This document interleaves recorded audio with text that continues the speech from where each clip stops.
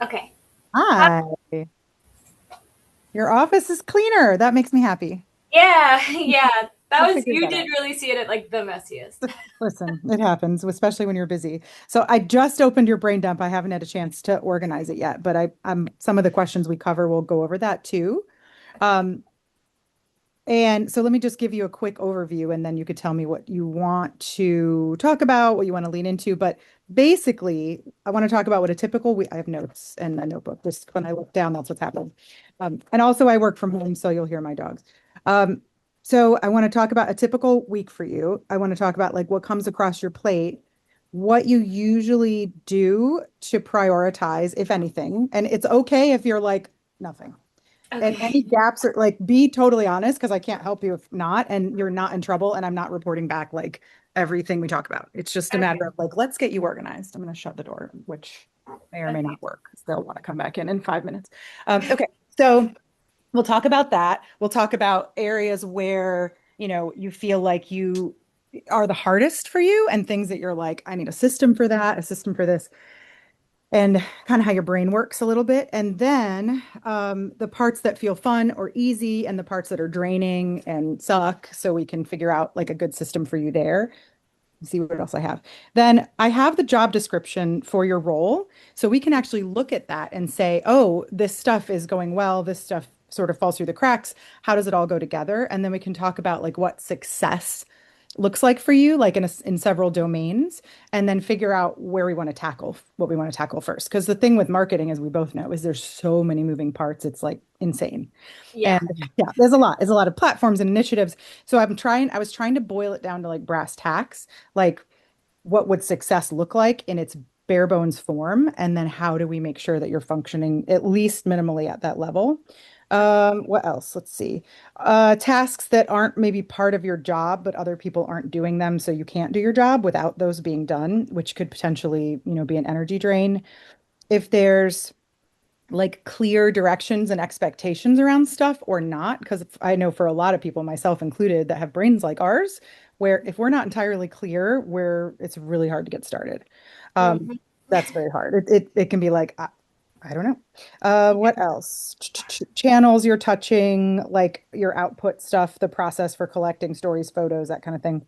Um, and then systems and organization. So like your Google Drive, templates, anything like that. And if you have any kind of delegation, strategy, if there's anybody that helps you with stuff. Um, so we can, I'm recording the call so that way I can slap it all into Claude and organize it. But right now I'm just going to ask questions and just you give me the best answers you can. And then from there, we can formulate some kind of a plan. So we'll start with for you, I know you just did a brain dump, so I'm sorry to have you rattle it off again, but what does a typical week look like for you? Like what usually comes across your plate? Or like, do you start with a set of these are the things I want to do and then things catch on fire? Like, what does a typical week look like for you? Kind of both. Yeah, Well, right. setting down what I want to do because we do a weekly huddle now after it just started after we met with you at Yay, yeah, good. so we do that, and we do it every Monday at like 9:15. So it's the first thing that I do on Mhm. the week. Um, Mhm. and Heidi has us go around and say what we're going to do that week. So while I'm sitting in the meeting and everyone else is saying their thing, I write my little list of what I'm going to do. So then I do kind of go into it with a plan.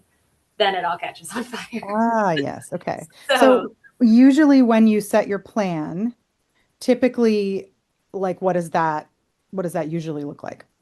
It's always going to be content creation, social posts and emails, and Mhm. just the content of what that is varies on what time of year, what events Right. we're doing, but it's Yeah, always if events happening, emails have to go out, social posts have to be made, basically. great. Got So, it. and we're always doing events. Oh, I don't think there's like a week where we don't have something makes sense. going on. Yeah. So when you have that, you're like, okay, I'm gonna go back and do my plan. What if shit starts to go south? You can either give me an example, or is there something or someone that tends to derail it? Like what usually, even if it's you, doesn't matter. I can tell you 1,000 stories about how I've derailed myself many times in the past 25 years. So please don't like I wish someone when I was in my 20s would have said, tell me all the ways that you think you get in your own way so that I can tell you, first of all, you don't and give you a system. Like, that's all I want to do. So, is there a place where the derailing tends to come from, or what do you think it is?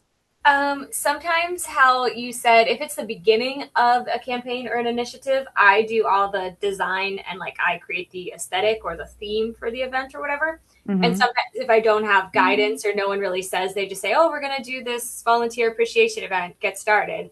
Sometimes I will stall. I won't have an idea in my head, or I won't like the idea I have. So then I kind of push those tasks off, and then Mm-hmm. where I get in my way is I'll push them off because I'm not ready to do them yet, and then I get so close to the deadline without starting that becomes a problem sometimes. So if someone else has something that they're doing and they're like, I need marketing for this, that's the part that you're like, okay, well, yeah, I'm just going to put it over here in this idea bucket. And okay, so if someone else has ownership of that, okay, cool.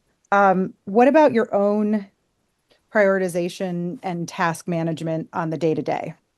I try to go with what's due soonest. So, or like Okay. what's happening soonest. So, like, not that it's due, I have to hand it in or anything, but say we have an event this coming Saturday, on a Monday, I know like things have to go out. Usually I try to be a couple weeks ahead of that. Like, Okay. ideally, I would like to, have things scheduled out knowing, oh, this event will be on the 13th. I'll start marketing it, 2 weeks ahead of time. Hmm. Sometimes that happens, sometimes it doesn't. Okay. Yeah. And then when you walk in, you're like, this thing is due the soonest, so I'm going to work on that. Okay. Yeah. Do Yeah. you batch your tasks? Do you like say, okay, for the first hour, I'm going to build graphics, and for the second hour, I'm going to do emails? Like, how do you prioritize your day? I don't do that. I tried that at one point. One thing, as we work through this, you'll see is I've tried a lot of things and then they go south, like the planning part of it goes south, and then I just stopped doing it. Like I used to put on my calendar actual blocks that would say like content creation from 9 a.m. to noon or something. And I've Hmm. tried to do that, but at that point, like either someone would come in my office and be like, "Oh, well, this needs done," or "Oh, well, we just got a big toy donation. Could you come take photos?" And then I would just find myself moving the block from 9 to 12, from 12 to 3 till the next Yeah. day, and I just started moving, and it just didn't work out. So I Okay. stopped doing that because I couldn't like stay on what that topic was because something Yeah, or other would happen. because it became difficult. Yeah. Is there ever an option to say to shut your door and put a sign on it that says, in deep focus, do not There, bother me? there is now. Okay. Allie just got us these little signs that you have a little slider, and it says like "Welcome, come in a meeting, do not disturb." Da, da, da. But we just got those like 2 days ago. Like I said at the meeting, like put a neon sign on your door. Like you can't be interrupted. Okay. Yeah. So indeed, I mean, a 3 hour block might be a lot for the nature of your work. I was just thinking Yeah. like maybe Pomodoros, but we can figure out what that would look like. I think it would help your focus a ton. I know it sucks and building the routine is difficult. But I think even if it's 2 or 3 days a week that you do that, it will cut down on that constant undercurrent of I should be doing something else that like takes up bandwidth in the background. I know it very well. And Yeah. so if you're like you have 3 emails to send, but it's content creation block time and you're making assets on Canva, you know that later you have some time set aside for the emails so you don't have to think about them right now. It does help. It's just doing them in such a way that they're flexible enough that if you get pulled away, it's not like the whole day is lost, I think would be helpful for you. Okay, so you've got a sign for deep focus mode. Um, how long do you think you stuck with the blocks, and what are some other things you tried that didn't work? I stuck with the blocks for maybe less than a month. Okay. Then I just kept finding myself moving the same block, or I would forget I had a meeting. One thing, I don't know if this is ADHD related or not, but I Mhm. forget things.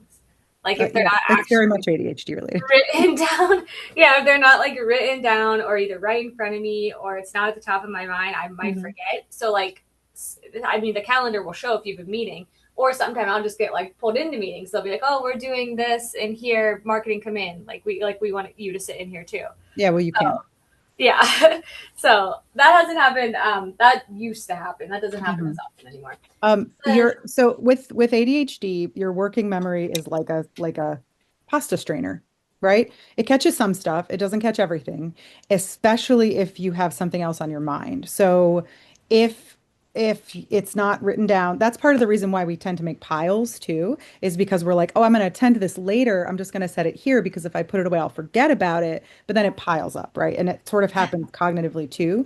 So the thing that's going to be your most wonderful best friend is your Google Calendar. And you have to just get really used to putting literally everything in it or it doesn't exist. I fought that tooth and nail, kicking and screaming a few years ago, maybe 8 years ago, and I don't even know how I functioned. If it's not on my calendar, I will forget. Everyone knows that. They won't even, and I can hold a ton in my memory, but it doesn't matter. So really doing yourself a favor, like I think it would be helpful for us to have like a close down ritual at the end of your day where you spend 15 minutes going through your texts, going through your emails, looking at your post-its. If there's anything anybody said to you, like, can we meet Wednesday? Can we? And you said, sure, great. You put it in your calendar because I know that happens where you're Yeah, like, shit, I that's, know it was in my text. I get it. You got to yeah. do that.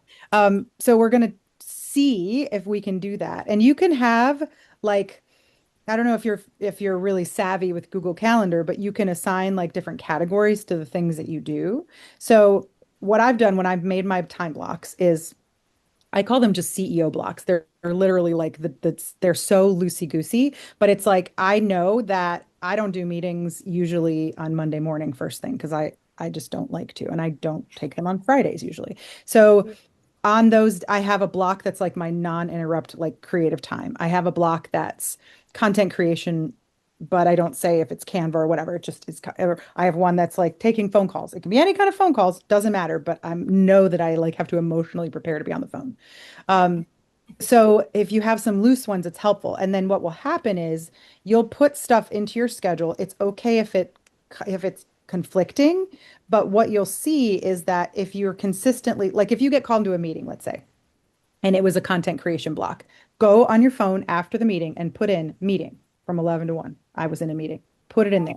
That way, at the end of the week, you can look to see all of the things that you did that didn't fall in with the blocks. And you can be like, okay, well, obviously this time of day is there's going to be a pattern. So it becomes almost like it's like a science experiment, right? Where you create the things and then you're like, well, that doesn't work. And then you have to change it, right? So you can figure out what time of day will be strongest for you.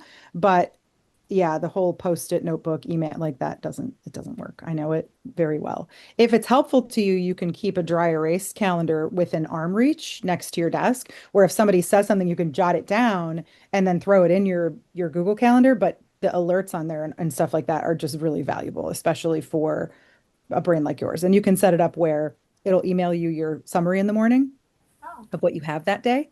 yeah. And yeah, it's so nice. I get one at 5 a.m. for the day because my calendar starts at 8. So it will like just summarize like, oh yeah, I have this, this, this. And then I schedule in specifically on my Calendly 15-minute blocks between my meetings because I don't like going back to back. So I have more flexibility because I make my schedule because of my clients, but you do have some flexibility with what's going on in your four walls. So we can make something that will work for you, but you have a lot to take care of. So we have to figure out like what has to get done needs to get done first, and then we can see where we can plug the holes in. So, okay, so the calendar is another thing that we want to work on.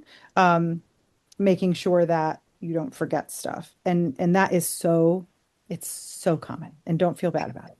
It's Okay.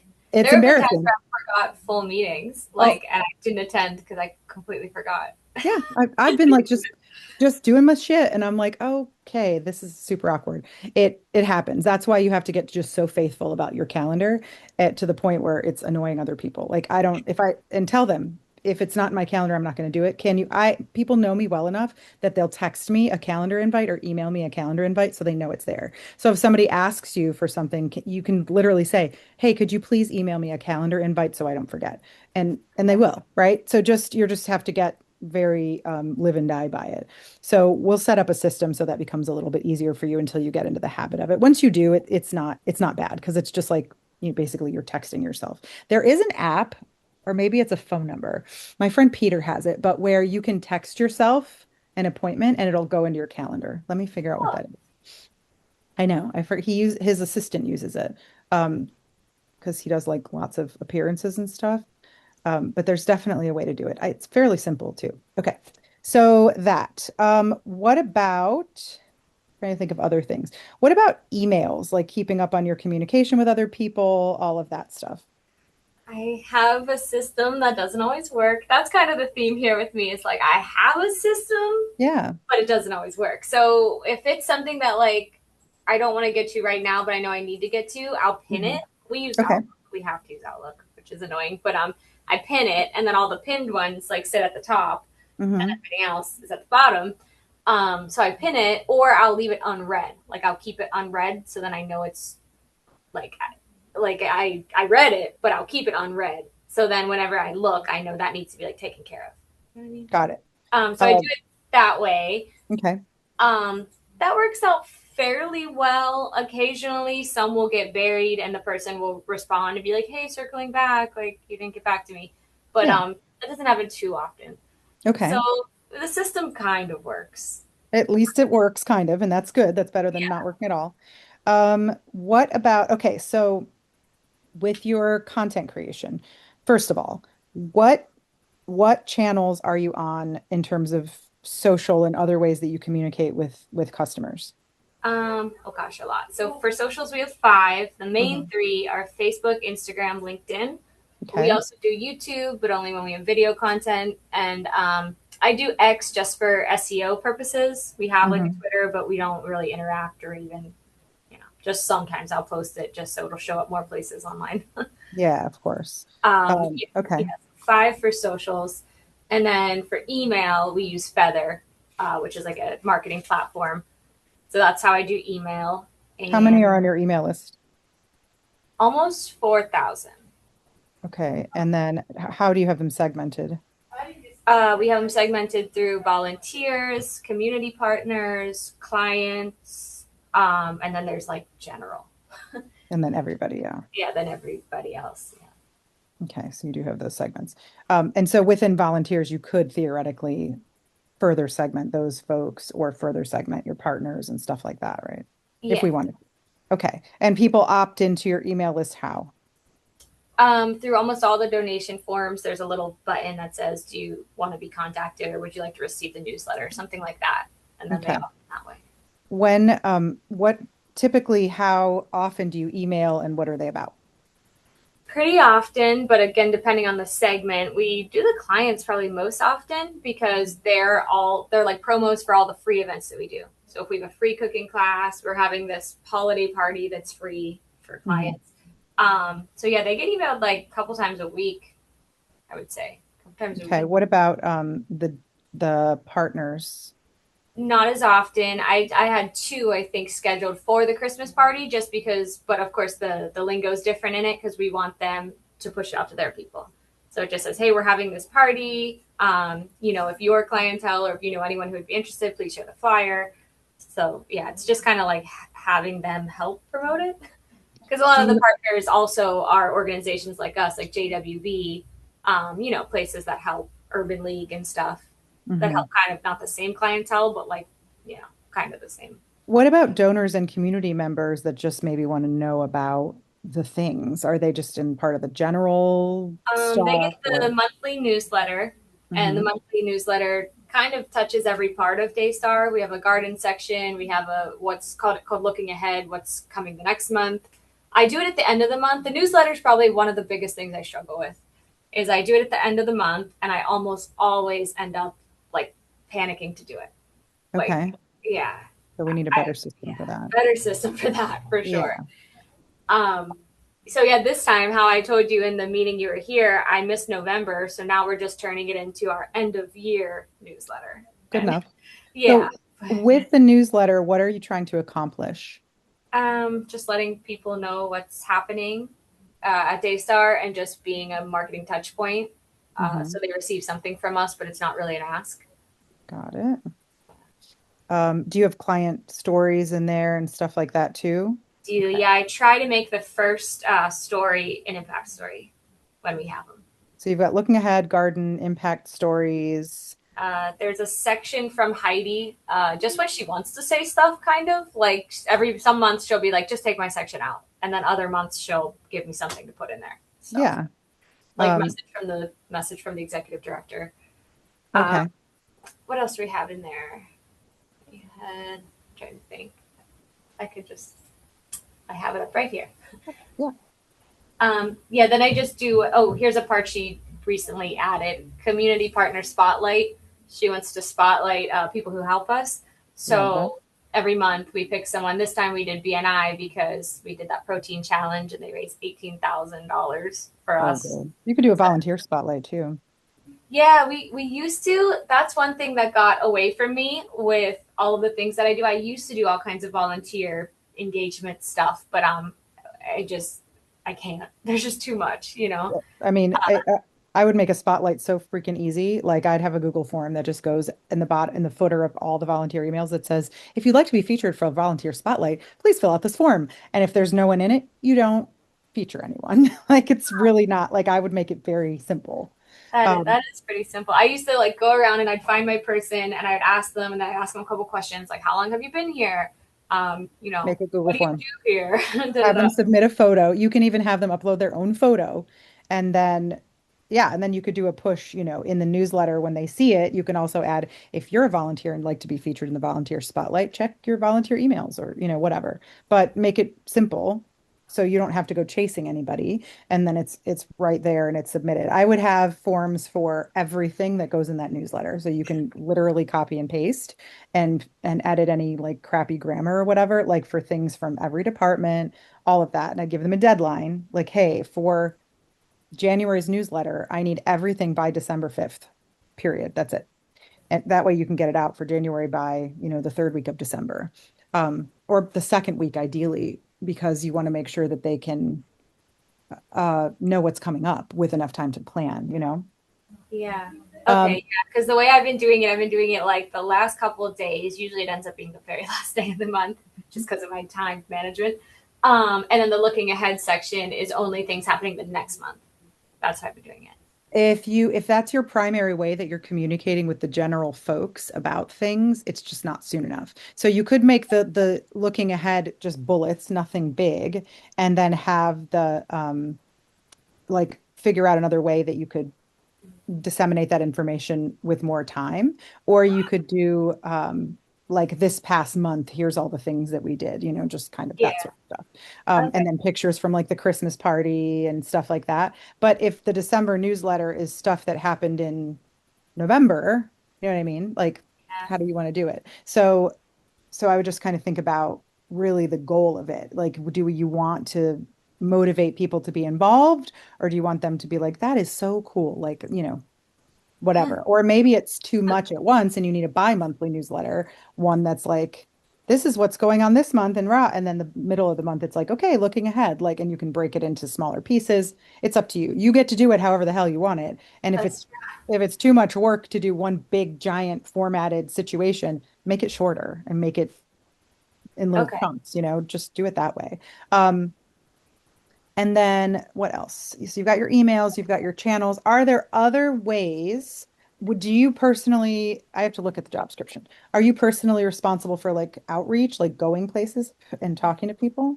No, that was Stephanie's position, and before that, we had a girl named Jacqueline. They're Okay, community and donor engagement specialists or something. That's got it. the Okay. title. Yeah, they were the ones in charge of that. Okay, so I'm going to read you the essential duties and responsibilities from this to make sure that we've talked about it all. It's very small, so I'm going to bring it close to my face. Support activities of planning, executing, and tracking marketing programs such as email, events, social media, and campaigns. Oh, events. That's the other thing. Events. Okay, so tell me about events. So events are marketing heavy for the most Mhm. part. Yes, Um, of course. we do 3 big ones a year and then a bunch of like smaller ones.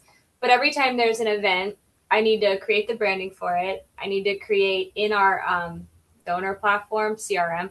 Mhm. We have to create the campaign, the initiative, and the form. So if it's a ticketed event, it needs a form where people can buy tickets. Sometimes we do events where they're free, but people have to register. So I have to Mhm. create like all that. then Okay. that gives you a link where you can link a button in your email, to say register here. They click the button, it's that Yep. link. Yep. So I Yep. make that. Then I make the set of emails, usually more than one, depending on which event and how big. Multiple emails will go out over time. Hmm. Um, if it's a big event like Empty Bowls, we do ads. So I have Feather, the platform I do my emails on. They also have a variety of ways to serve ads to people.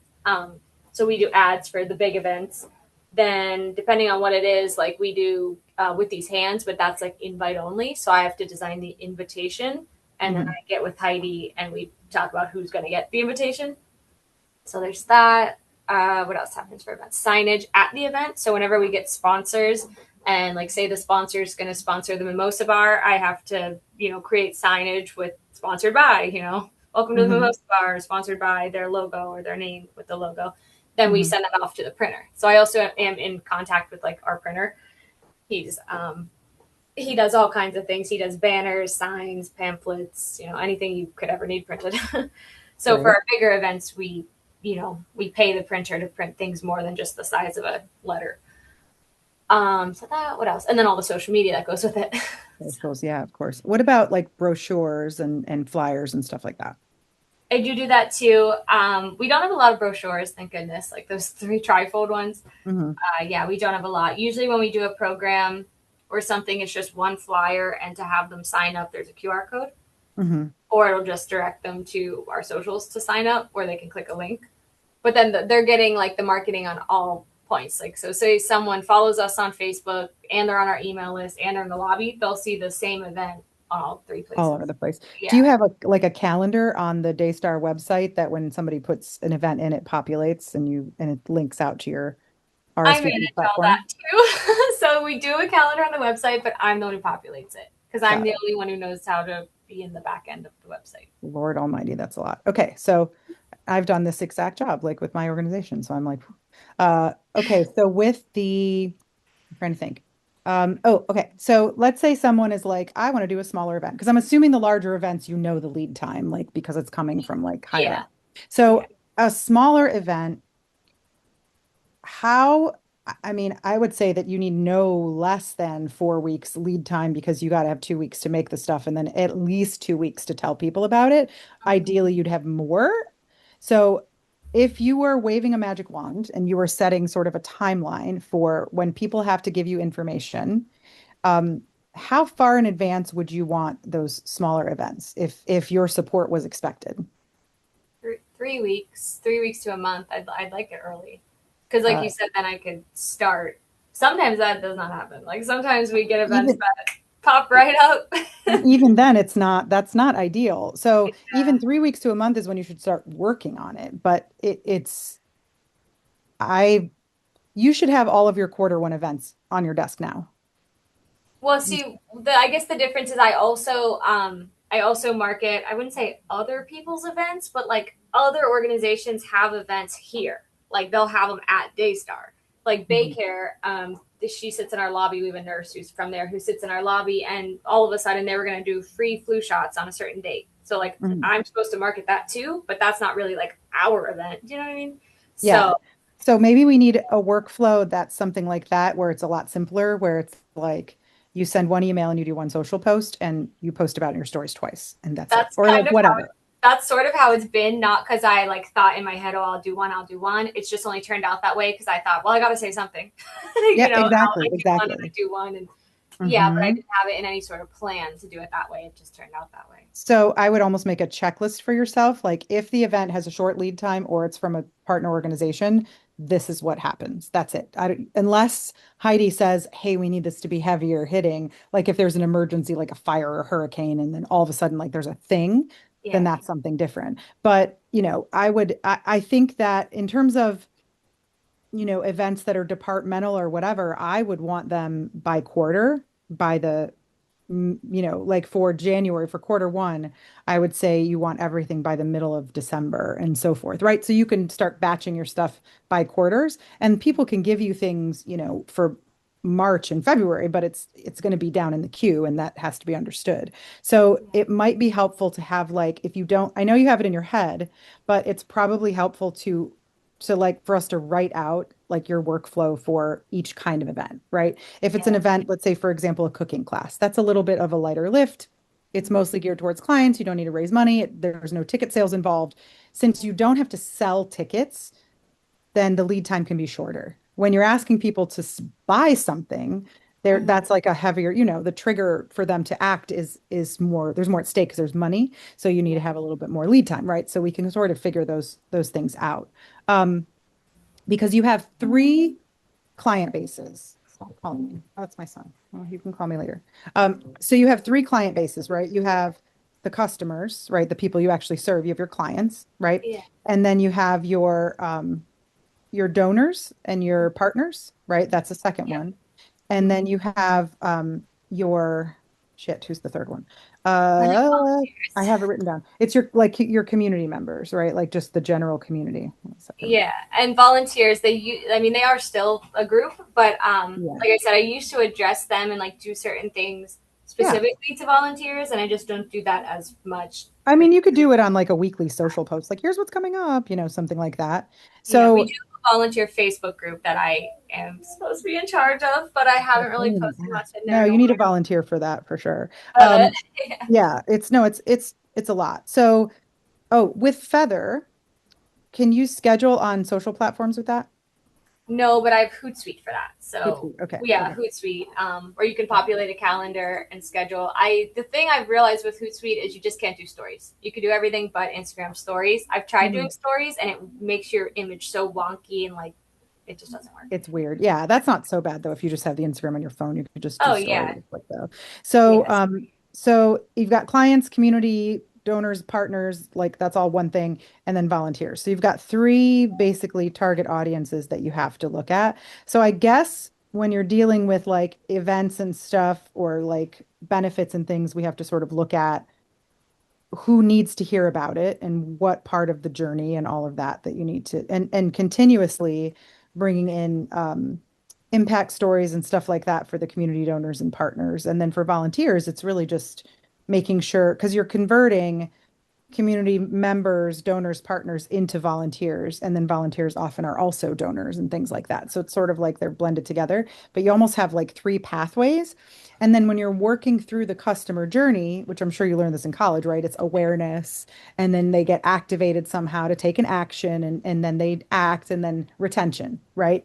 What makes them want to come back and continue to volunteer? What makes them continue to want to do whatever? Who does the follow up and the thank you for like partners and donors and stuff like that? Was that a Stephanie thing when she was still there? yeah. Okay. Stephanie, Heidi, if it's kind of like a threshold thing, like if it's big, they'll reach out, either call them or visit and do a coffee or do a what do you call those things? Like a little, like an actual thank you card. But when Hmm. someone just donates like $50, they just get an automatic thank you Okay, from perfect with the with the system. Yeah, receipt. basically. Um, I would also do like as part of your scheduling once a month, like just do a roundup of like, go around throughout the week and take some photos of, or throughout the month, taking pictures of people doing stuff. Everybody that volunteers has a media release, correct? I don't know. I would ask Heidi, do they wear a badge when they volunteer? Do they wear a Yeah, badge? they do. If it's possible for them to have a lanyard, have them have a lanyard that's a different color if they don't have a media release. So if their lanyard is orange, they can't be in pictures. So anything that you've taken where there's someone visible with an orange lanyard, you can't use. But it's blue, for example, if you can use it. So that way you don't have to go pull anything, nothing like that. Whoever is processing volunteers knows that that person gets that color lanyard and that's it. We've done that for like conferences and stuff, and it makes it so much easier, especially when you have kids. It's like, forget it. They don't fucking know. And then they're in front of the camera anyway. And it's like, holy shit. But that way Yeah. you can walk around and you don't have to worry about when you go and have some stuff in your drive, you can just flip through and know that it's usable. That way you can do a roundup at the end of every month that has maybe like a carousel with like 20 volunteer pictures, and then maybe interdispersed you have like the names and logos of companies who have donated a significant, some kind of cash. If it's a big donor, they get their own post. But Yeah. otherwise, you just throw it all into a folder and you're like, okay, I got to do my end of year like wrap up post. Um, and that way people feel recognized, they'll share that post and that kind of thing. So, okay. Let me go back to the job description. So we've talked about events. Where is it? All right. So next we've got Coordinate with marketing, fundraising, and other committees, including overseeing logistics, managing registrations, coordinating with vendors, procuring volunteers, crafting itineraries, and creating or ordering collateral. Does that seem like something that you were asked to do and are expected to do? Yeah, ordering the collateral, it's Like sign and stuff? mostly for the signage and stuff, like I was saying. Okay, what is procuring volunteers and creating itineraries?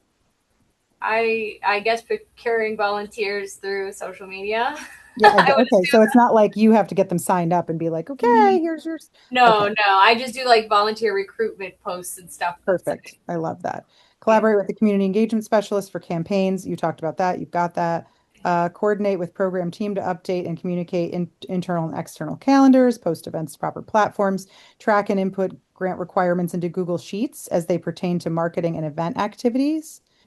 So you do put like, how many people came, how many RSVPs you had, like it's all in your system anyway, so you probably don't have to worry about that too much. Yeah, Collect I used to event do that. data. That now goes to Allie. So I guess that's probably my description before Allie was hired. But Allie now does those grant tracking. Got it. Like all your KPIs. Yeah, Collecting event data then is hers. yeah. Create digital assets. You do that. Manage internal communications. You That do that. is the emails to the volunteers and the like internal flyers.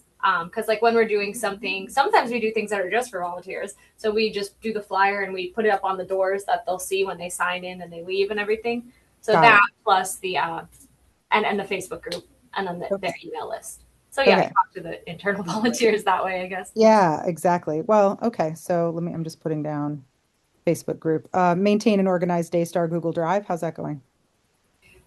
I've gotten that one's going. That one's Good. going. I have a system for that. So it's no longer Google because we switched to Outlook, but we have a OneDrive.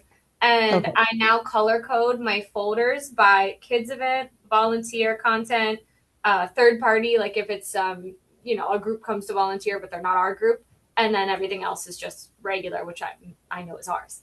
So yeah, Perfect. I've gotten pretty good at like doing folders of each event. So anytime someone's like, "Oh, the grant needs photos from Kids Eat," I have all these Kids Eat folders Beautiful. where I can Awesome. just Okay. yeah. So I've gotten good at that. Good. Uh, Coordinate external communications, including volunteers, scripting for phones, managing seasonal branded messaging. You do all that stuff. yeah, Manage relationships and communication, assist with procuring program impact stories. I'm going to write that down just so we don't forget to work that into your calendar. Assist with updates to social media and websites, obtain photos and event and marketing budget related tracking. So you've got that. yeah. Promote the mission, promote the visibility and welfare, ensure no one is denied access. Yeah, this is just normal stuff. Maintain confidentiality and discretion, assist with events, annual meetings, and perform additional duties within your scope. Okay, so you're doing everything that you need to be doing, which is great news, but it's just you're doing all of it at once. Yeah. So in a perfect world, this is what I think. I don't know if this would be helpful to you. I think it could be. What I would probably have you do is we have to first of all decide on a time cadence. It's going to take a little bit of time, and I'm quite good at Canva. So if I have to sit down with you for an entire day and we make all the assets in your entire backlog, we can. I would use templates for things like I'll call volunteer thing. So do you have Daystar branded templates in your Canva? Yes. Awesome. Okay. Do you have them for all of the recurring stuff that you want to do? And do you have a list of all the recurring content? Okay. I'm going to show you something. I wonder if this would be helpful for you to have. One second. I'm going to invite you into my Google Drive, keeping in mind that I too have ADHD. So don't laugh at me because it can get ugly sometimes. Okay. But when I was a teacher, and then my client files are so neat. If it's mine, it's all hell breaks loose, and I don't care. So because in my brain it makes perfect sense. But if it's something my client has access to, that shit is so organized because I know they have to understand it. But if it's I'm the me, same. yeah, I don't care. So Yes. funny. Okay, so I'm going to show you. My computer is very slow, and I'm very sorry. Oh, that's We okay. are going to go into, let me see if I can remember what this is called. I think it's called master. So I'm going to show you the master of the what I use. Oh, here it is for content calendars and flow for my team. It's an old one. This is not the updated one, but I want you to see it because I think we can make something like this for you, and I think this would help to get volunteers to help you do stuff. So And I can share this with you, or when I come in, we can make one. But basically, it's got the date, the date, the day of the week, whatever is going on. So if there's an event that day, if there's a meeting, whatever your team needs to know about that maybe needs to be disseminated should be in here, or if it's like a holiday or whatever. Then I have the platforms across the top, right? So I've got the website, the emails, the Meta business page, the Instagram feed, the stories, the Kajabi, all of that. And then I have what they have to do. So we know on the first of the month, there's monthly pin posts that are for, property, real estate, bartering, all that shit. So Haley refreshes them the first of every month. That's done. And then we go live and we say hi. So we would set this up for with all your platforms across the top. And then for that day or that week, all of the things that need to be done and who's responsible for those things. So let's say, for example, by the 15th, you want all of everybody's stuff for the newsletter that you're sending out at the end of the month. It might say something like newsletter, and then you'd have, you know, maybe it's Erika email out, blast with form to get everybody's stuff. So you just kind of remind yourself to do that. So we could set it up with your month, and that way it's all laid out so you know what's supposed to go where. But ideally, you'd be working in January now, going through and scheduling everything. And then when January comes, anything that you can't schedule is still, when it's done, I have my team highlight it so I know it's done. I tried using Trello and they just hate it. I'm like, all right, fine. We're using a spreadsheet. It's fine. But it's so similar every month. I copy and paste all the stuff that reoccurs. And you can understand the cadence, right? So, like, every Wednesday is Wins Wednesday. Somebody puts up the win post. It's usually me, but they know that if by 9 a.m. the win post isn't up, my team knows it needs to be done.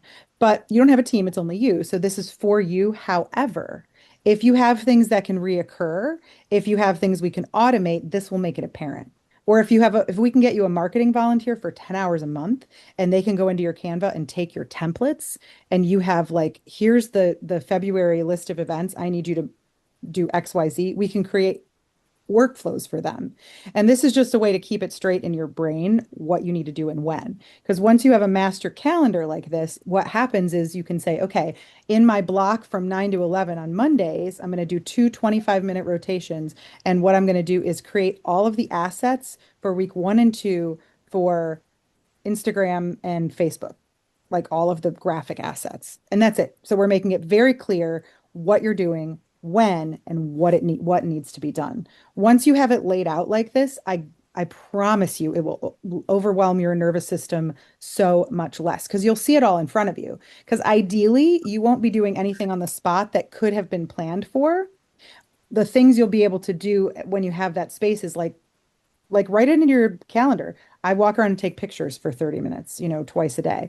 Or, if you have to send an off the cuff email, you're not so stressed out that things are getting, whatever, caught in the crossfire. So this way you can schedule things out, you know what's coming, you have all your dates and all of that.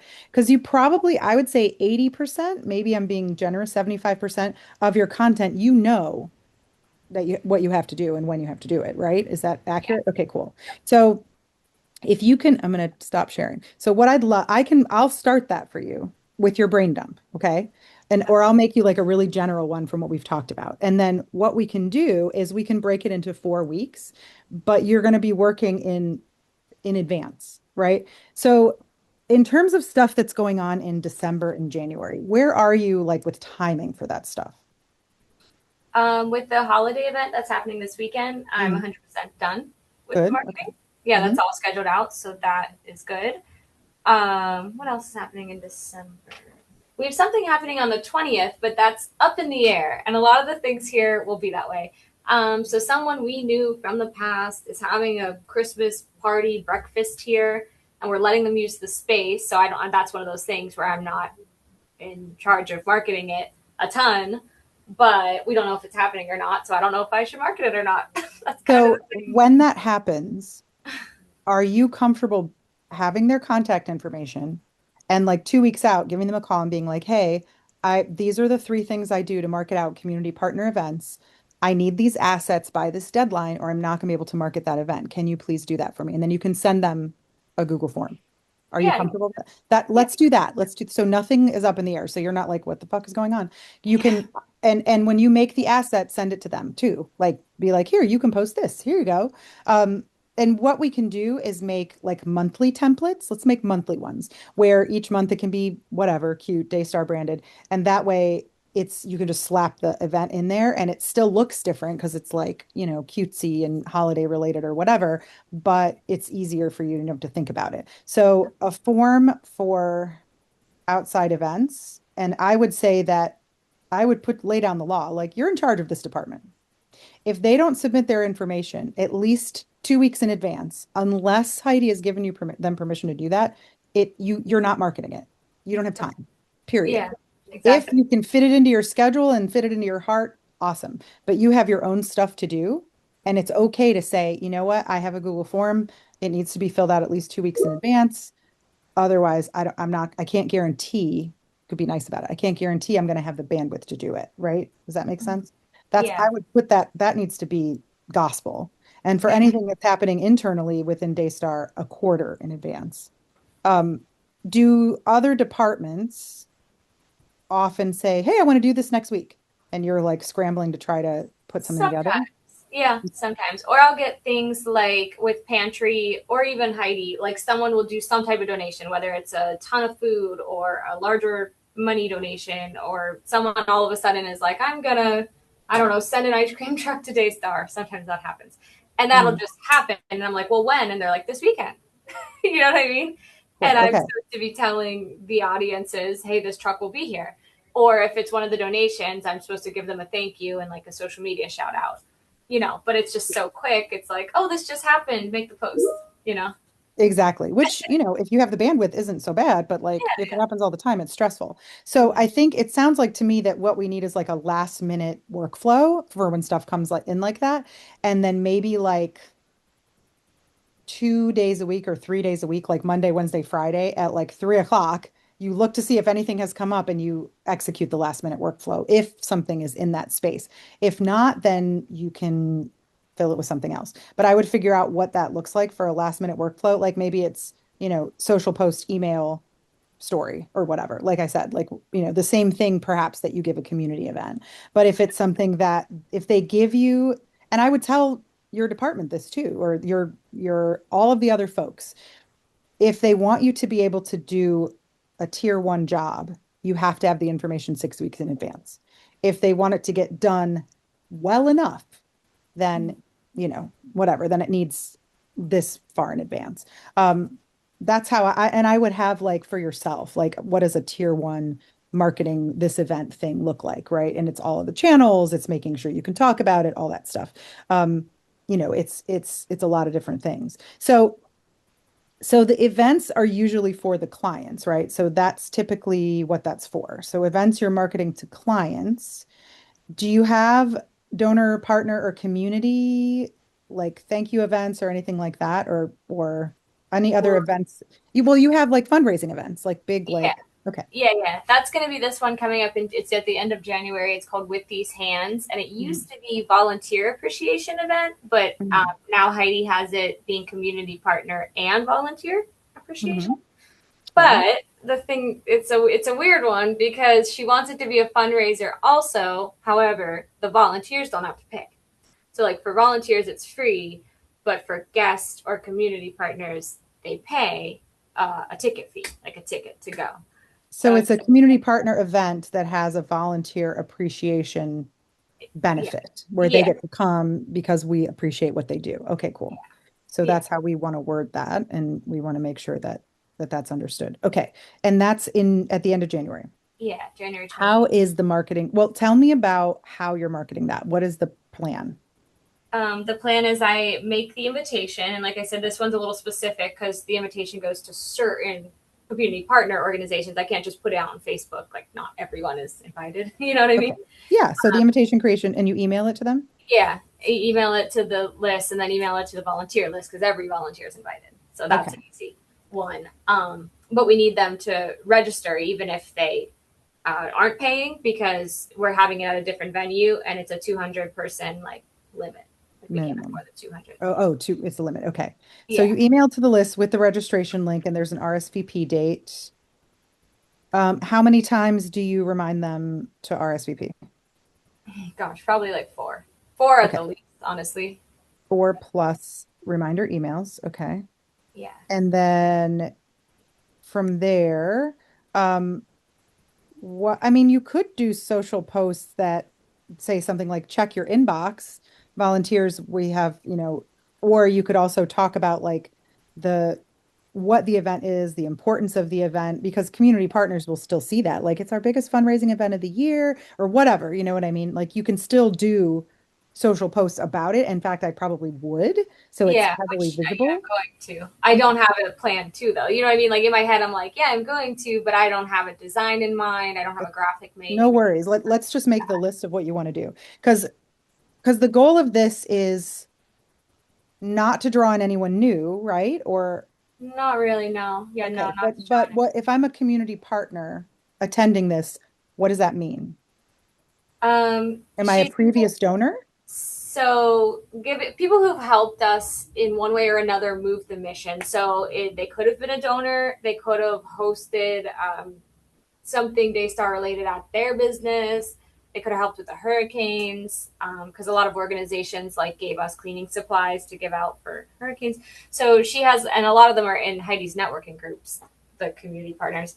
Mhm. So she's giving out awards, and some community partners get an award, and some volunteers get an award at this. Got it. Okay.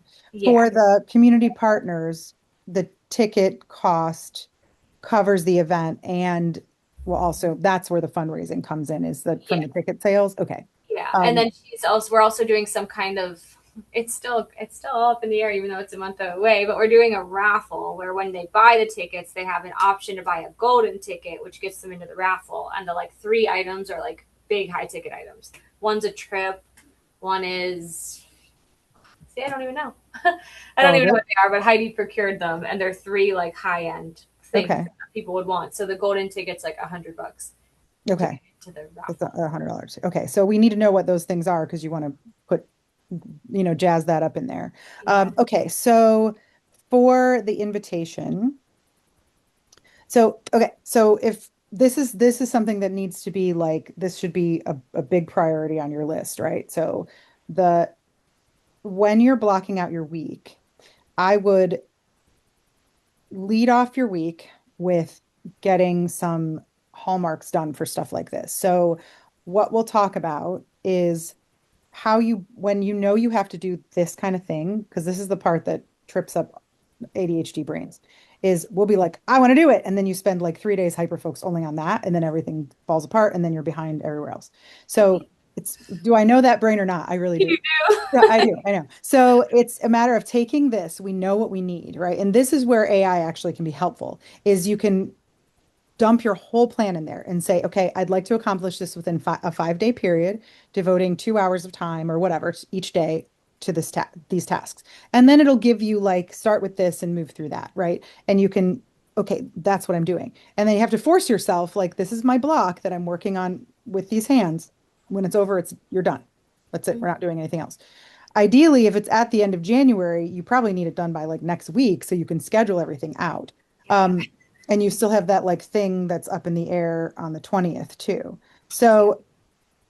So if we're talking about all your regular content, right? All your regular content. What does that look like? Every month you always post this, send this email. So we know the newsletter is regular content and we're going to try to come up with a better system for that. But for now, that's one thing. What else? And impact stories, How at many? least two. I'd say at Okay. least two a month. I think Heidi would want more, but I usually only get around to like two. How do you do them? Are they carousels? Are they videos? What do you do? I prefer videos, but I've found that a lot of the clients don't want to be on video. So a Okay. lot of times they end up being a carousel or a story where it's like an image of somebody, and yeah, you scroll. So a carousel. I love it. Like a Humans of New York kind of sort of thing. Yeah. Okay, got it. I wish we would do, yeah, I wish we could do videos, but I've tried a lot when I contact the participants and they don't want to be on No, video. I don't blame them. I mean, maybe you can have a department member share with permission an impact story where they're speaking, like Maria or Ashley or you or whoever. I might think about doing that once a month. Like that could be a video. But I don't blame them. I mean, it's a really vulnerable thing unless they really if they'd like to be, that's awesome. But I think carousels are perfectly fine. So impact stories, you have at least two. Okay, what else? Volunteer recruitment. One, I do about one. It's supposed to be more. Yeah, I Okay, do so about one. one volunteer recruitment post. Because Okay, what with else? that one, it's weird too because like we used to need the volunteers, but then the snowbirds came back, and right now we don't need volunteers because we have There all you the go. snowbirds. Great. Okay. So yeah, so like that fluctuates a little as I post it when it's needed, kind of. As when you have volunteers, like even if you have existing volunteers, it's okay to say, hey, if you're a current volunteer, we have some, don't forget to check your email or what, like just so you get into the habit of posting about volunteers, like say once a week, even if it's just to say, hey, you're already an existing volunteer. We like you. Also check your email or whatever, like Okay. whatever it is. Or if it's a if you truly don't need anything, you could post a volunteer story, like us, whatever. Hey, this is so and so, and they've been here for 20 years, whatever. Recruitment or story. Okay, what else? So you've got impact stories, newsletter, volunteer recruitment or something. What else? Yeah. Then I mean the rest of it is really just event promos because Okay. we do so many events. Like yeah, that's Yeah. kind of what How it is. many on average would you say you do a month? For events, Yeah. about four, but some of them are not day stars, like I said. So Yeah. like this For month alone, we did three. If the one on the 20th happens, we've had three. So one happened on the 6th. That was not ours. It was like mhm, co-branded, but it was them doing everything. But it happened here. mhm. And then the 13th is our event. That's our community Christmas party. And then the 20th is the other person's event. So three Okay. this month, but usually about four total.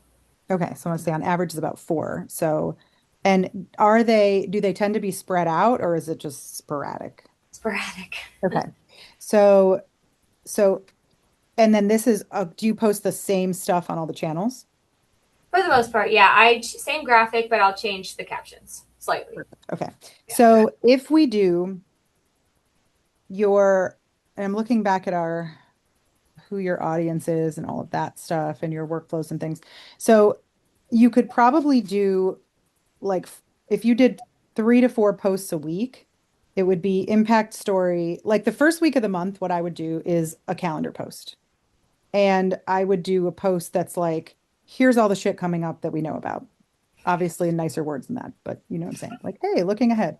So you do your little calendar post and then share a couple of photos, whatever, people unloading trucks, who knows?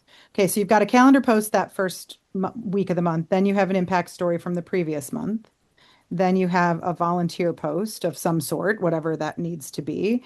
And then you have an event post or posts, whatever is on your calendar for how you have to do it. So I would set like a promotional calendar that's like a maybe rolling 3 weeks or something like that. The problem with having lots of different stuff is if you're promoting it all at the same time, it's like white noise. It's like, how do you keep track of that? That's why I'm a fan of like a post that has like bullets of everything. And then as they scroll through it, or on LinkedIn. Now on LinkedIn, that's going to be more for community partners and stuff rather than clients. So on LinkedIn, I would do the calendar post and an impact story and the volunteer post.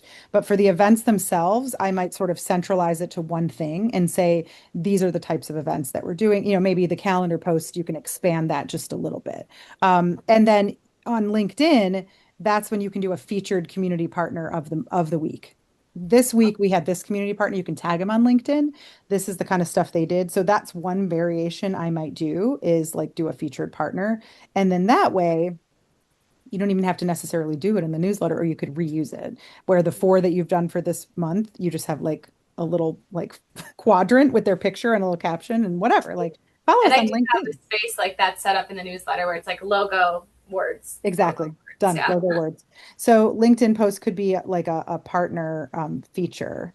And then in the Facebook volunteer group, right? So it's week one, reuse that calendar post, right? And then the volunteer post, and then post the link that says, hey, if you want to be a featured volunteer, fill this shit out. Like, let's do it. And then I would ask them, like, if you volunteered recently, make sure you share some photos. What was your experience? Whatever. And as stuff comes up, that way you have some engagement in there.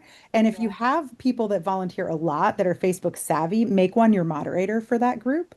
So that way you don't have to worry about whatever. And then create like a little, you know, daily rotation of different prompts. So that way there's activity in there and it stays up in people's feeds. Okay. So, and we can kind of look at that too. But you want to make sure that they're seeing what you're posting because if you don't post very often, they're not going to see it, especially the way Meta does its stuff. So we can talk about having another moderator in there. And it's easy. You can make an easy moderator training and it's simple. But right now, we won't worry about that. But that's something you need to probably think about. So if that's week one, we repeat it week two. Week two, you do another impact story, another volunteer post, more event stuff. Done. Cool. And then throw in some like happy feel good crap, pictures, Yeah. fun Yeah, one of stuff. the things we do pretty regularly is like the event recap. So the event happens, and I take pictures at the event, and then we do, oh, here's how the event went. It was successful. Mhm. 120 neighbors were helped, and yeah, that's like the feel good. And whoever sponsored, if there were any sponsors involved, we take the sponsor. When you do the event recap, I would also write the event recap for the newsletter and keep it in a Google Doc. How do you, or what, however, a Word document, how do you keep okay, you don't keep a repository of the newsletter. You just think of it as you go at the end. Am I right? Kind of like Okay. I do a bulleted like list. I do kind of sort of use ClickUp. I don't know if you've heard of ClickUp. It's like a Mhm. list kind of organization app, but it got away from me. But Yeah. for the newsletter, you could do like it's like an outline. Like you could do new. I do like November newsletter bullets, and then I'll say Heidi's word, CEO words. I do a quote every month too, which I like, and I think that people like. I just do Yeah, like that's an very cute. inspired quote. Yeah, and then I just write everything that I want to do in that newsletter in the bullet points. So then when I Okay. start to work on the newsletter, I kind of know what I'm. You have it all in there. Okay, that's awesome. I mean, I'd love to see you write the newsletter right now for January and February.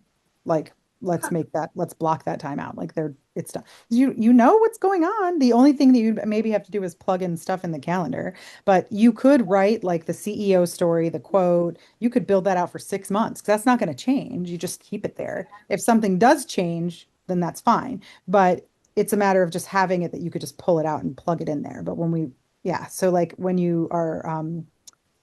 we're blocking your time, we'll do that. So if your week two then is impact story, volunteer post, event recap, event posting, that means your week three is the same. It's the same thing. I might put the calendar post in there again, just to remind people about the second half of the month if you want to, but you could also pin the calendar for the month in your Instagram profile or put it on whatever. And then that way you're doing, or you can do every other week an impact story and then have Heidi do a video for week three. But it's four things every week that you're posting on Instagram. So with that, you can use a template, I think, for the impact story. You can use a template for the volunteer post. You can do a template for the recap.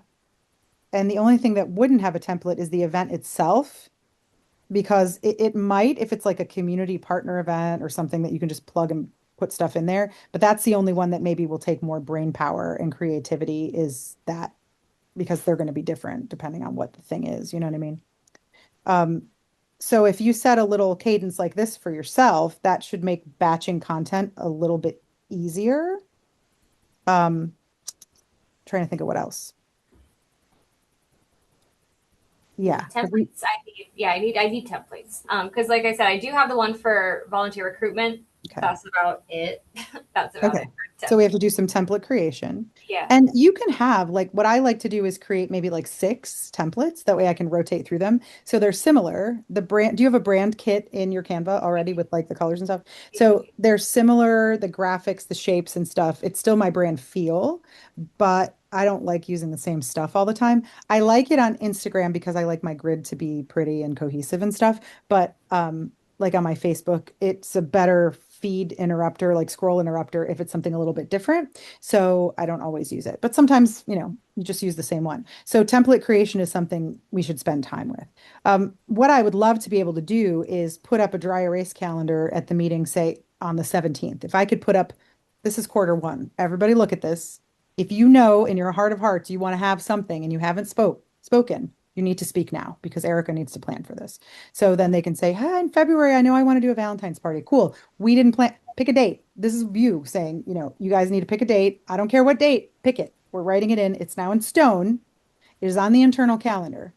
So there is an internal calendar that anytime somebody wants to have an event, they check.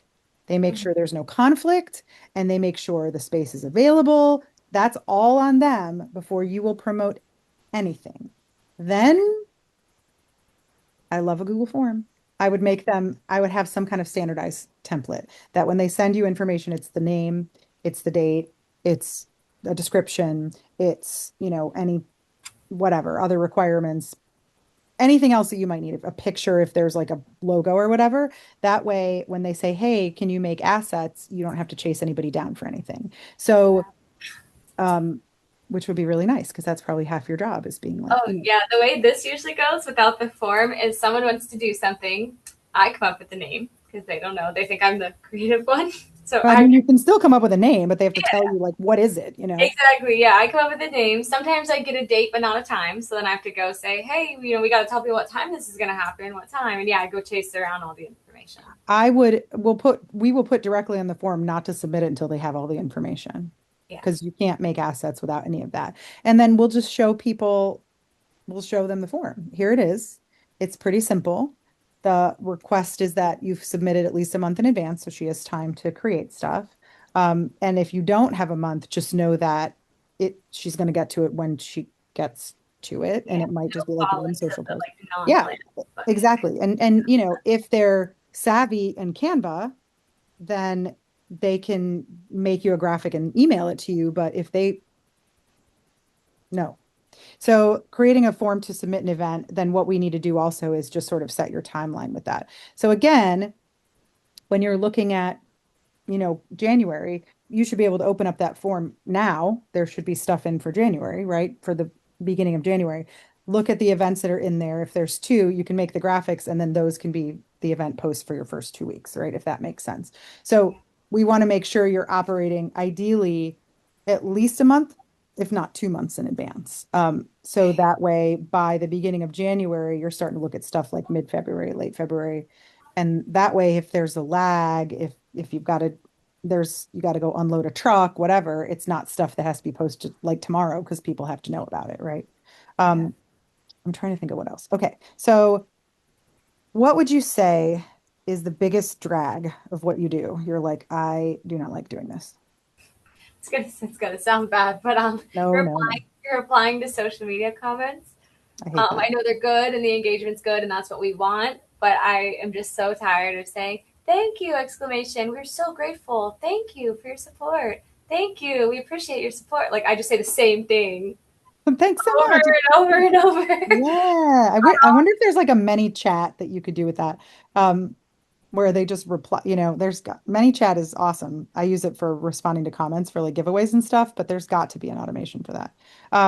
Okay, replying to social comments. That might even be something that, you could get a volunteer or like a USF intern or somebody to do. But I was thinking that, and I talked to Heidi about it because we have some girls, two young girls that are coming from something Maria has set up. It's Career Source, or it's something where they're like interning here and they're getting paid, but not from us, from wherever this place is.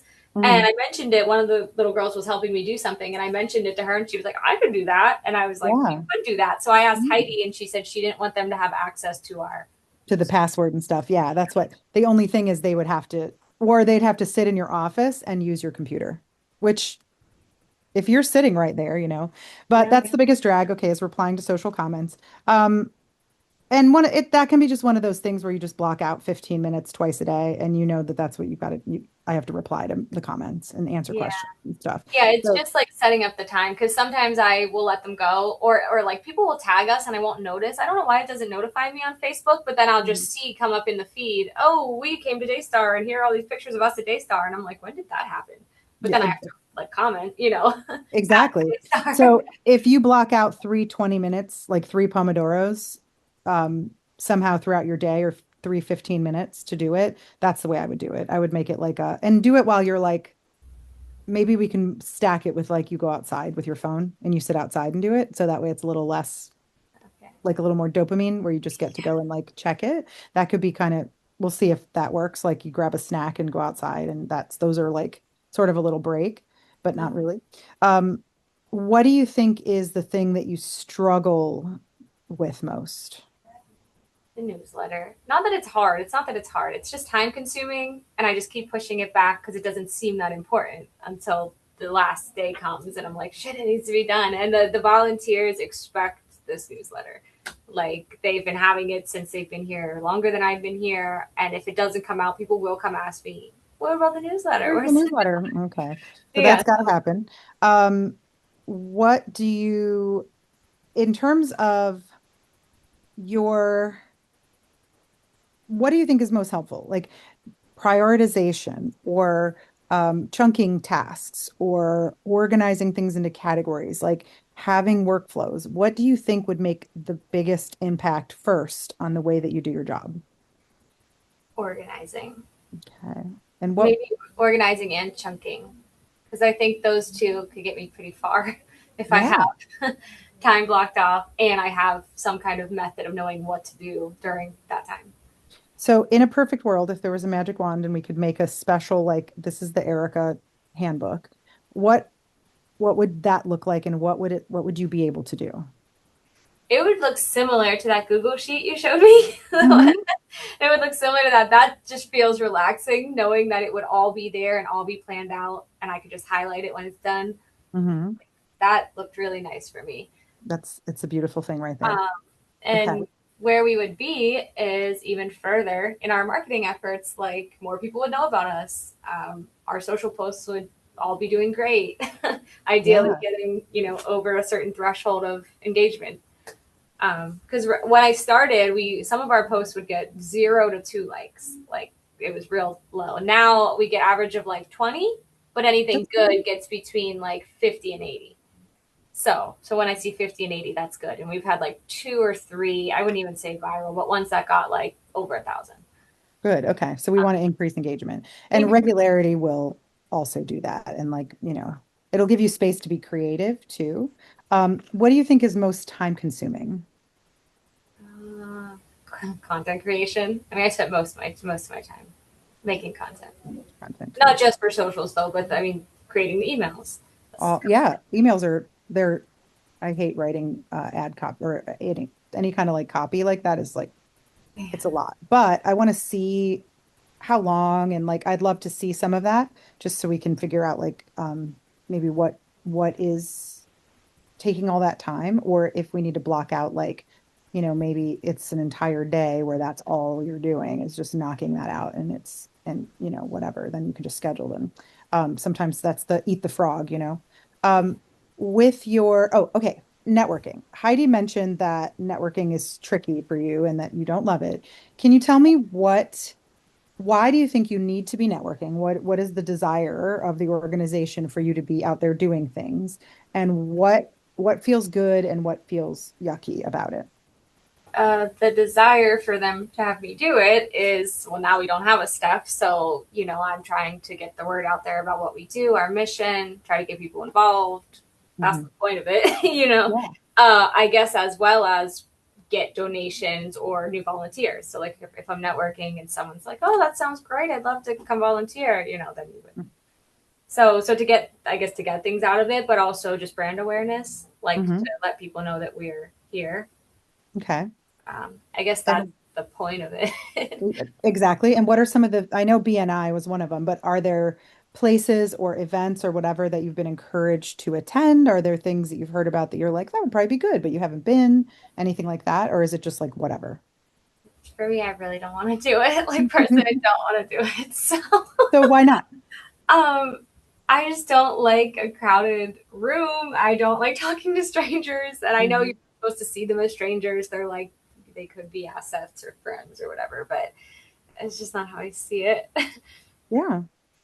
Yeah, I'm not good at striking up conversation. Like whenever I went to that one group you were in and we were in the separate room talking about it, like I don't Mhm. know how to break into a group who's already standing there talking. Like Mhm. I just feel like I'm lurking on the edge like a weirdo, or I jump in and I end up interrupting someone and then they're like, well, who is this person that just interrupted what we were Yeah.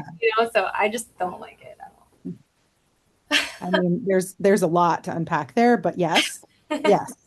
Because it is really a learned skill, right? And for some people it's not it doesn't feel natural, especially for I mean, you're in your early 20s, right? So it's like the COVID situation happened when you were in your late teens, probably in very early 20s.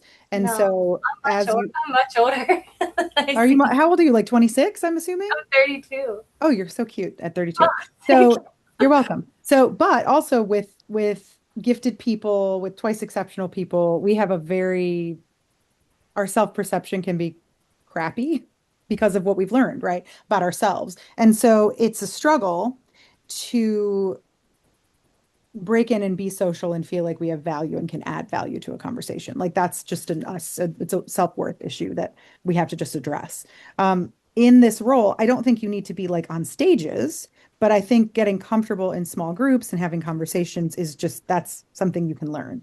Um, I think we can start small too, even if we sort of look at, okay, like what feels like it would be the least, obviously I'm going to suggest Girl Boss because I run it and we Yeah. cuss a lot and have free coffee and whatever. But we're doing a book exchange on Friday if you want to come. Just bring a wrapped book that you like.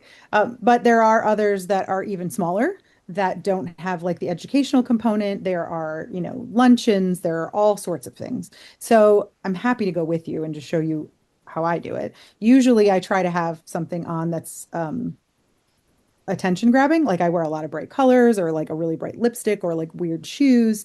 That's my secret weapon where when I walk in, somebody notices it and they're like, oh, that's a great whatever. And I'm like, oh, thanks. And you know how you tell a whole story about where you got it. And Yeah. then immediately I feel at ease. They do too. And it comes more easily. So whatever that is for you, it could be that you bring a book with you. It could be that you get there a little bit early. So you're the one there when the first other person gets there. So they have to talk to you, right? It can be a lot of different things. Okay. Not wanting to be in a big crowded room is totally okay. You can network without being in a big crowded room by yourself with no one you know. I hate that. I hate it. And I have won best networker, 4 years in a row now. And I hate big crowded rooms where I don't know people. I can do it. I don't like it. It makes me uncomfortable Yeah. because it just is daunting. I don't know what it is. So I think starting small and practicing specific conversation skills is just the way that we'll do it. Especially for neurodivergent people, like we don't like small talk. We don't like it's I I hate it. hate I I hate it. hate it. It's It's the so worst thing pointless. ever. Exactly. Oh, So having like I talked about before, just like your set questions. So tell me what you do. Oh, okay, that's really interesting. Why did you get into that? And people love to talk about themselves. You don't even have to try. They just love it. So you can have like 4 or 5 questions. Oh, what makes you good at that? And it will get as soon as they start talking about that, it sort of naturally flows. You'll find that men will ask fewer questions to reciprocate. Women are more likely to ask and sort of engage in a back and forth, more reciprocal conversation. Just expect it. It's okay. Have your business card. And then, my favorite wrap up when I'm about done is it's been so amazing to talk to you. Do you mind if I leave my card with you? I'd love to follow up with you. I'm going to go grab some water and I see someone that I'd like to grab a conversation with. And then you just go. So even setting a goal for yourself that you're going to talk to 2 people before you leave or one person. Like we'll set some very specific goals and try okay. to move you through that because social anxiety is so real with your neurotype, but it's going to help you be more successful. And it's a learned behavior. It is a learned behavior. And do you happen to, I don't know if you're interested, but I do human design charts. I would be very interested to see what your profile is. Do you know your birth information? Yeah. What is it offhand? Like the time I was born and Yeah, stuff. time, place, I want to birth. say like 7:30 something a.m. I was born in the morning. Mhm. It's Wednesday. I know that. November 3rd, 1993. You're Scorpio. Okay. Yeah, Um, you are too, right? yeah, I am. And Yeah, where were you because born? you said it was your birthday that day at that event, That's right, and the 6th. it was like the 8th or something, right? Yeah, yeah, the 6th. Yep, yep. Where were you born? Pittsburgh, Pennsylvania. Cool, cool. I was born in Scranton. Oh, cool. You're from PA too. Pittsburgh, PA. Yeah, I'll send you I'm going to look it up really quick, but I'll send you the whole report. But it's really interesting. I'm about to send you down a rabbit hole. But there's this system, it's called human design, and it's based on quantum physics and astrology and the I Ching. And it's at first when I was working through a lot of like self-worth stuff, I was like, I guess I want to know more about, myself. What's this thing? And someone bought me a reading for my birthday, maybe like 8 years ago or so. And I was like blown away at the information that they provided. Because at first I'm like, okay, whatever, it's bullshit. It's so fascinating. So let's see. So it's really cool because it gives you sort of an outline of your patterns and your talents and propensities for your life, right? It's like your soul's map. So let me see. And if 7:30 a.m. is accurate, then this will be accurate. So I'm not surprised. 4, 6. Interestingly enough, you're actually quite good with people. You just don't see it. And right now in your 30s, you're in the middle stage of your life where the first part of your life was probably difficult and you learn by experience. The middle, you're alchemizing all of those experiences because by the time you hit 50, you're going to be a mentor for other people. But you're a double extrovert, which tells me that it's conditioning that's keeping you anxious. Mm. It's not natural to who you are. So when you're very comfortable with people, you feel energized being around them. You get drained when you're by yourself too much, which could be part of the reason that it's stressful to like just sit in your office all the time and like, but you have so much to do. It's like this system that's continuously draining your energy because you have a lot to do. So you have to be in your office, but that's not natural to how you do things. So, and your gift, your main gift is creating new stuff, right?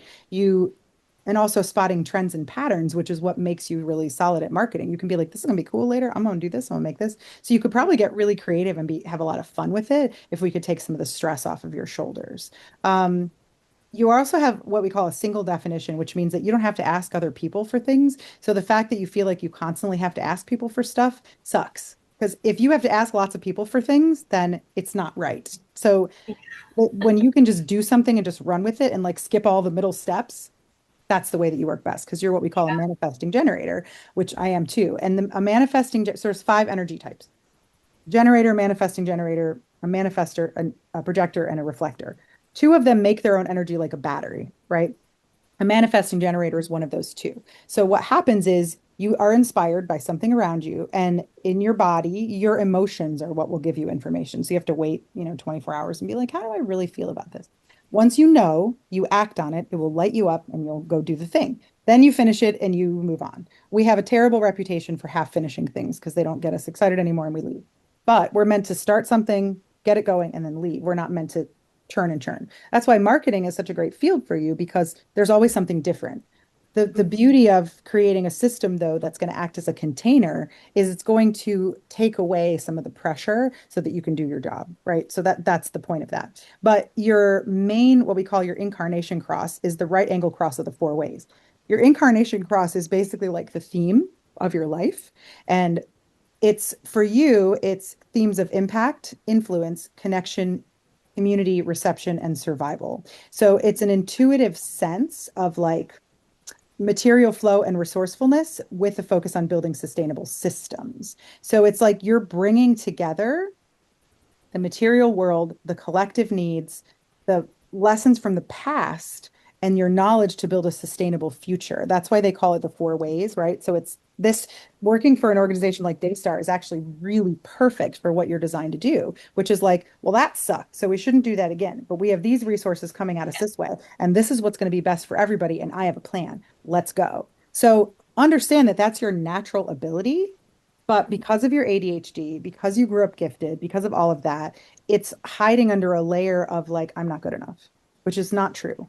But you know that and I know that, but your subconscious has not gotten the memo. So we have to make sure that yeah, it's a journey of balance and contrast, right? So it's like sensing, rationalizing, retreating, approaching. There's this sort of magic to the dance that happens with the right angle cross of the 4 ways. And the thing about this particular incarnation cross too, it's between you and other people. So I know networking hurts, but once you start to when you hit your stride, it's going to light up the world for you because you're supposed to be a mentor to other people. So when you take that right angle across the 4 ways and you put that with your gate 44 sun, which is this idea that you can me go back to this, the spot trends and patterns, think about how those come together. If you can take resources and lessons from the past and figure out how they benefit the collective, and it's easy for you to understand trends and patterning powerfully, you are in a position that you can be like, this is what they're going to need. And I can see already 4 steps ahead how we're going to get it. Right. So it's really the perfect energy for what it is that you're able to do.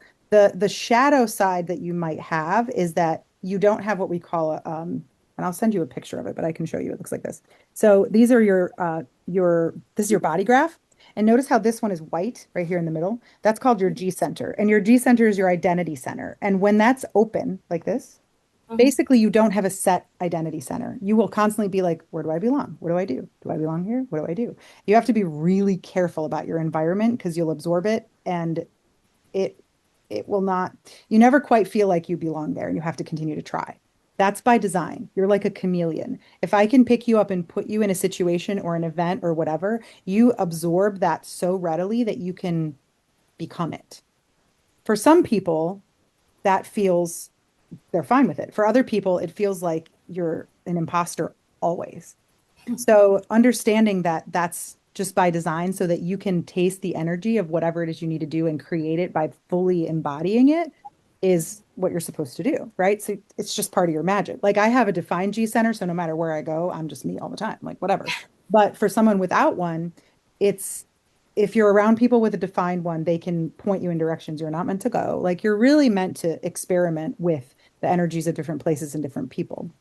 You also have a completely open uh, ego center, which just means that you don't care, you don't fucking care. It's real hard to make you care. So Yep. So true. why systems will help you. And then you have an open ajna and head idea center, which means that you absorb constantly all kinds of ideas from around you and alchemize them, but you don't have a direct connection from that to your throat, which means that it's hard sometimes for you to articulate it clearly. And it can be helpful if you have systems or something to support you in it when you're able to do that. When you speak about something that you're connected to, like on instinct, or when you speak about something that like you desire, or even if you speak about something that you have an emotional connection to, that's when people will listen to you. But if you're speaking from logic only, you don't have conviction that way. So it's really important that you feel things out. Like even when you're creating a new campaign, you can like sit with it for a minute and be like, okay, what's the emotion I'm trying to evoke here? And that's going to get you exactly where you need to be because that's sort of your magic. I'll print all this and put it in a report for you too. So when we're looking at what you struggle with, it's very typical according to ADHD, gifted brain, overload, and for somebody that's meant to be very fluid and talking and being around, this is a very sort of solitary role. So the question is, how do we create enough structure to build space into your day so that you can be out, you can be taking pictures, you can be talking, you can be getting creative inspiration from places, because that's what's going to make you fall back in love with your work and not constantly feel like you're behind the eight ball. Does that make sense? Yeah, that does. That's what we want to do. So what I'm going to do, what our follow-up will be is I'm going to do my best to build your Google Sheet. So even if you want to voice memo me, honestly, just be like, here's a billion things that I just thought about. Great, I'll put them in your sheet. We'll lay it all out, then we'll go back over that and we'll try to set a structure for with time blocks. We'll make them very loose. We'll make them like, on this day, you're just working on the newsletter, on this, like, however you need to do it. And we'll have it so you have a block every morning where you can check to make sure the posts for the week are scheduled, if anything needs to be changed. So you have a little block, like your check-in block, where you double check, you make sure stuff's scheduled, you check your calendar for meetings, all of that, right? It's all blocked there. And then from there, we can have a section in the day where it's like a responsive section, where if something has come up during that hour, your first hour of your day, you can immediately respond to it, but nothing else is going to fall off your calendar because later in the day you have a block for this. Does that make sense? So that way we can Yeah. build flexibility into it, but not everything's on fire. I have to shut down now because your nervous system will, because the more decisions you have to make, the harder it is to make decisions because we get decision fatigue, right? And Yeah. then the other spot, we want to make sure that your office is as beautiful and supportive and clutter organized as possible because you have an open G center, you need a space that feels really lovely and supportive. So I don't know what that looks like. If it's house plants, if it's whatever makes you happy, think about some cute and quirky stuff we can bring into your office that will make you happy. If it's aromatherapy, if it's a cute rug, we need to put a shelf and put like, I have jelly cats in my room. I have a rainbow, a sun, and a cloud that like, and I have pictures and I have to have like my little gadgets and stuff. It makes me happy. So all of that, we're going to put some dopamine into your day. And then I'll show you just some different stuff for like little dopamine hits. But the first thing we'll do is make the sheet so it's all laid out. Then we're going to establish your calendar and your cadence. And then come January, we'll start working on some of your social stuff and networking stuff. How does that feel so far? That feels good. It feels like we have a plan and we're gonna have structure soon. We Yeah, it are. feels We are. And reassuring. but being patient with yourself because it takes time, right? It takes time. So we're going to do baby steps.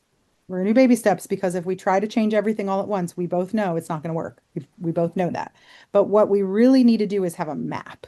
That's what that spreadsheet is going to do. It's going to give us a map of this is everything you have on your plate. At first, you're going to be like, wow, this is a lot. But when we Yeah. have the map, then we can start to look come January or so of like, what can you outsource with a volunteer? Or what can you automate? Or what are AI versus I need Erica's brain tasks? What are we can create a voice guide so that if you do want to use AI, it sounds like you every time. We can do all of that, but we have to have a map first. So your homework for me, you did the brain dump already, revisit it. Make sure after this conversation I have everything that I can plug into the sheet for you. You're going to change it, and that's okay. But I'll make one for January, let's say. Okay, so think January. If there's anything that you know is on the calendar, give me those dates. And again, a voice memo is fine. It doesn't have to be organized or pretty or anything. If you want me to put one together for December, I can. Like I can do a December, January, February. I just need dates and information. Um, and if there's like a certain day of the week that you like to post a thing, shoot that at me so I know. Otherwise, I'll just make it up as I go. Yeah. Um, Yeah, not anymore. I had ideas at one point that I was like, oh, Mission Monday, and that oh, kind of that's so cute. fun Yes, put those out there. Tell me what they are. but we just don't do them anymore. Well, Like we I just could. wanted to get into it. Yeah, and then I Yeah, just but we never did. could so that it helps you remember. And if Yeah. it's fun and it's cute and you want to, if it's an idea and you're like, this would have been really cool and I'm just don't know how, like put it out there. Let's do it. If it jazzes you up, then it's going to make everything better. So that's what we want to do.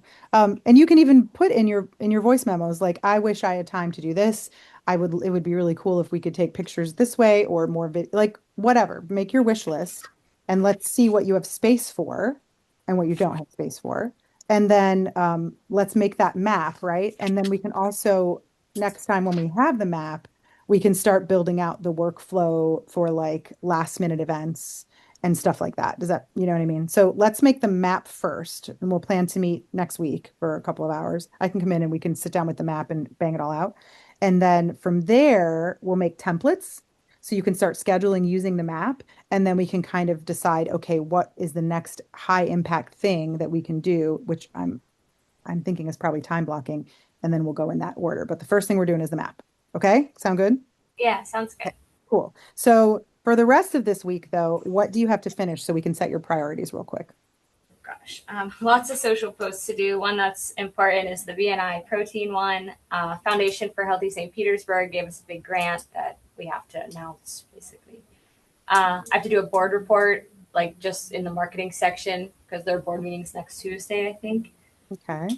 I had on there working on the newsletter because I was hoping to get it out at the end of this month, but like I said, it's going to be positioned as a whole end of year. The Okay. last 2 months of the year, this is what happened, basically. Okay. And Um, then what about starting promotion for in the thing in late January? yeah, I have to make the invitation for sure. Like getting the invitation made I'm going is to put make invitation. And then I'm also going to put um, for the initial invitation, do you think you can get Heidi to do a quick video? maybe like Like, hey, just this is saying, Heidi Cornell. I'd love to invite you to our oh, In These Hands event. It's this, and we really want to say thank you. Put that at the top of the email. okay. Um, and then what was the other thing? Newsletters. Oh, can you contact the people for the thing on the 20th and see if it's happening? Oh, yeah. And then get the information, get info. Do you are you fairly proficient? Oh, do you have can you are you allowed to use Google Forms or do we have to use Outlook product? Like, do they have a form? They do, and they want me to use it. Okay, I well, I wish don't know how, that's but one thing that threw a wrench in my pot too is when we switched because I like had more of a handle on things when we had Google because I like Google Drive better. I like Google everything better too. I mean, if But we then have to use it, you know. we switched and they said, oh, we have to do everything through Outlook because it's more secure.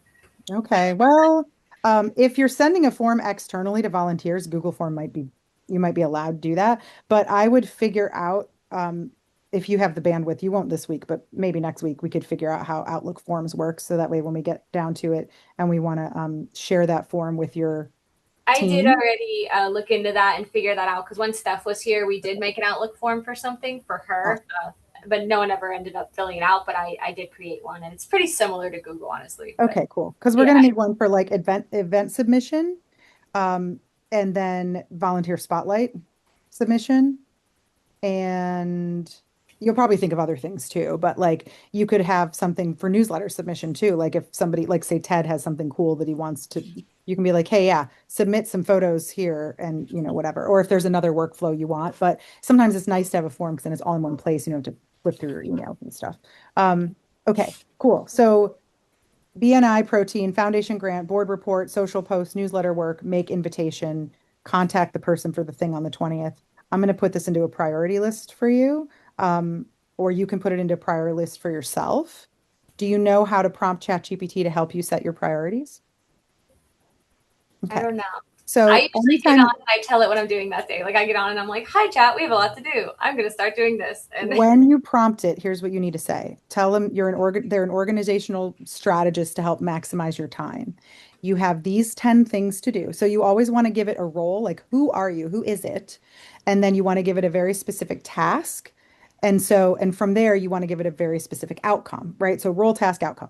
So you say, you're an organizational strategist and business coach, and you're helping me maximize my time. I have 20 things to do. I need to set priorities so that I can get X amount of things done each day. Sometimes it's helpful to have three priorities for the week. It's up to you. There's another method that's called the 1, 2, 5, I think. So one is like one big thing, two medium things, and then five like little bullshit things. So you can decide what makes the most sense for your brain. And if there's anything else you want it to know, like my most productive hours are between X and Y, or I know I have these meetings, like give it any sort of limitations and then ask it to create a priority list for you and see how that works. Um, Another tool that I really like is called Goblin.tools, and it's free online. Otherwise, the app is 99 cents. But you can put in there something like, I need to do my newsletter for work. Just type in work newsletter. Then you drag the little slider, it's little chili peppers for how neurospicy you're feeling today. And then you click it, and then it will break down a task or a project into tasks. huh, Like if you're, I have to pack for a vacation, it'll be like number one, do laundry. Number two, and you can even break those steps into sub steps because what happens with the ADHD brain is we sometimes look at things like big picture. Like if I said to you, Erica, clean your house, you're like, yeah. I don't know. But if you broke it down into little pieces, it could say start with your kitchen. And then from there, it would be put away clean dishes in dishwasher, wash dirty dishes in sink. So it takes it into tiny little pieces.